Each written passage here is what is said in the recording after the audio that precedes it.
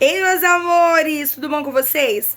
Na nossa aula de ciências, nós vamos falar sobre doenças causadas por micro-organismos e quais são os micro-organismos benéficos e os patogênicos para a nossa saúde. Vamos lá?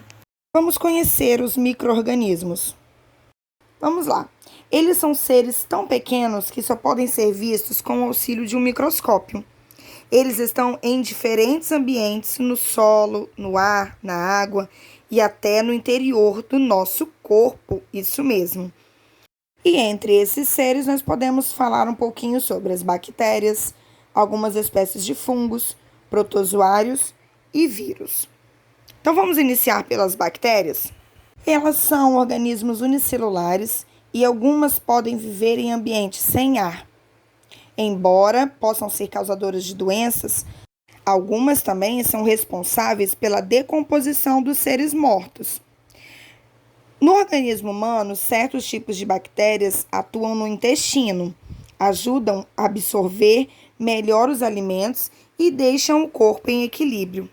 A ação das bactérias também pode ser utilizada na fabricação de alguns tipos de alimento, por exemplo, o queijo, e é necessária a participação de um tipo de bactéria chamado lactobacilo. Vamos falar agora um pouquinho sobre os fungos. Diferente das bactérias, que precisam de um microscópio para ser vistas, os fungos já podem ser vistos pelos humanos, a olho nu. O que isso significa? Sem o auxílio das lentes do microscópio. Nós podemos observá-lo no bolor do pão, cogumelos, no mofo de variados alimentos. A maioria dos bolores contém substâncias tóxicas, por isso não devem ser consumidos, ingeridos.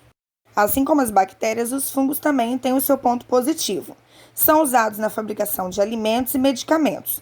A penicilina é um exemplo de medicação utilizada a partir de fungos. Outros são comestíveis, como champignon, shimeji, shiitake. Certos fungos são utilizados também para produzir o fermento usado em pães, bolos e até em algumas bebidas. Falaremos um pouquinho agora sobre os protozoários. São seres vivos formados de uma única célula. A maioria deles é microscópica, ou seja, precisa de uma lente de aumento para ser vistos.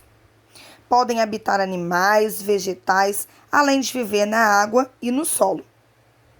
Sua forma é muito variável, seu corpo é pouco rígido e serve para se locomover e obter alimentos.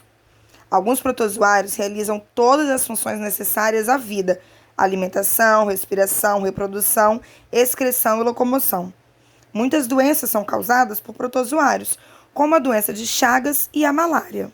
Vamos falar agora um pouquinho sobre os vírus.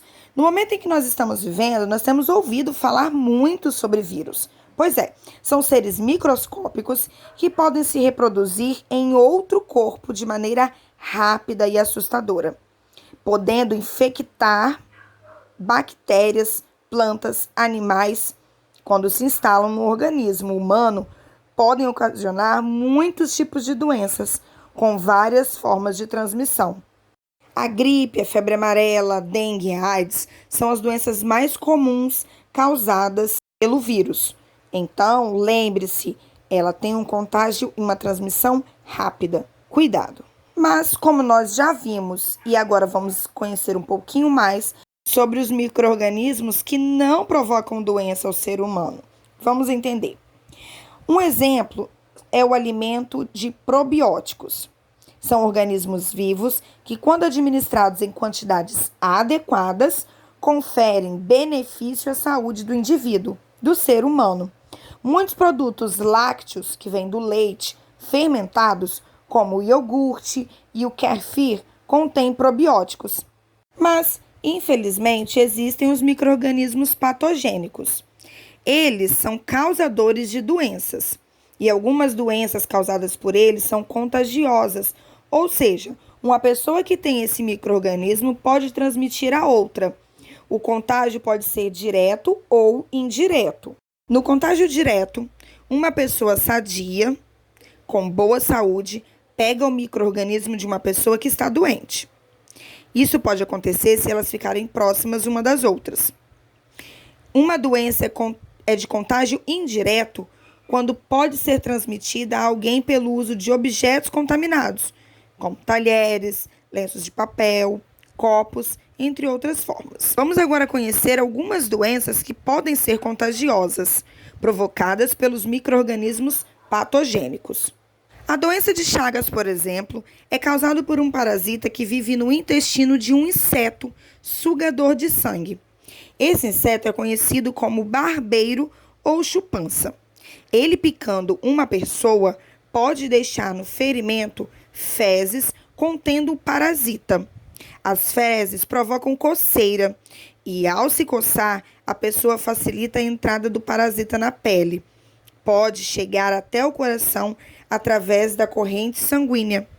Enquanto está no sangue da pessoa, o parasita pode se multiplicar e invadir os seus órgãos, provocando a doença de Chagas. Caso essa doença atinja o coração, pode levar a pessoa até a morte. A próxima doença é a dengue. Dela você já ouviu falar algumas vezes, que pode ser transmitida através do mosquito Aedes aegypti. A dengue é originada por um vírus transmitido ao ser humano pela picada desse mosquitinho. A primeira transmissão acontece quando a fêmea do mosquito pica uma pessoa com um vírus, infectando-se. Ou seja, o mosquito não tem a doença. A fêmea dele pica uma pessoa doente, fica com a infecção no seu corpo e, ao picar outra pessoa sadia, ele transfere para essa pessoa o vírus da dengue. O mosquito que transmite a dengue, como eu disse, é chamado de Aedes aegypti. Para prevenir a dengue, precisamos combater esse mosquitinho. Esse mosquito também transmite outras doenças, chikungunya, o zika vírus. Essas doenças podem causar cansaço, dores no corpo, febre, além de outros sintomas.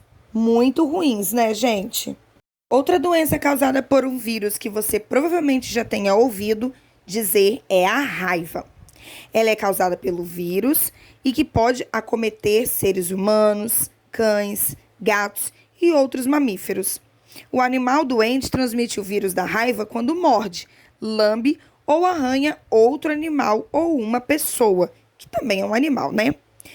Para nós prevenirmos a raiva, nós precisamos vacinar os cães e os gatos domésticos uma vez ao ano e evitar que eles fiquem soltos na rua sozinhos, não é mesmo?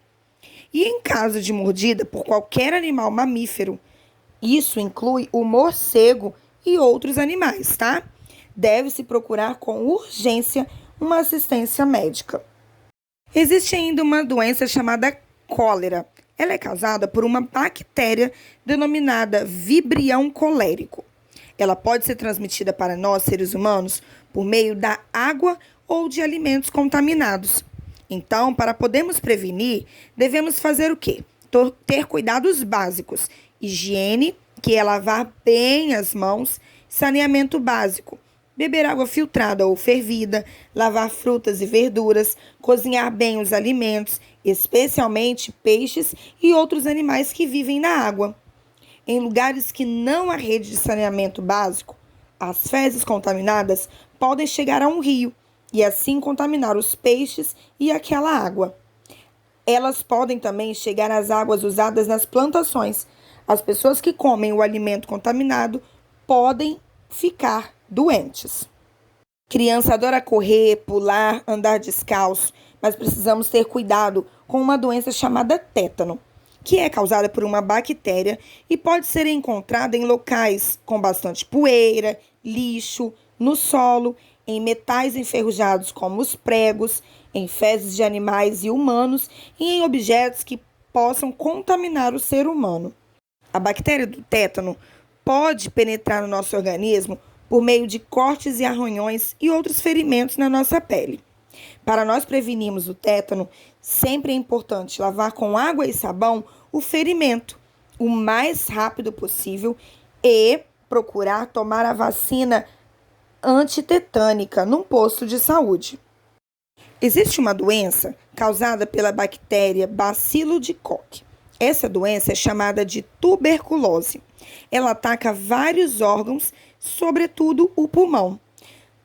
As formas de prevenir é tomando a vacina BCG contra a tuberculose, uma boa alimentação, praticar atividades ao ar livre e evitar contato com as pessoas doentes com essa bactéria. Meus amores, não se assuste com esse monte de doença.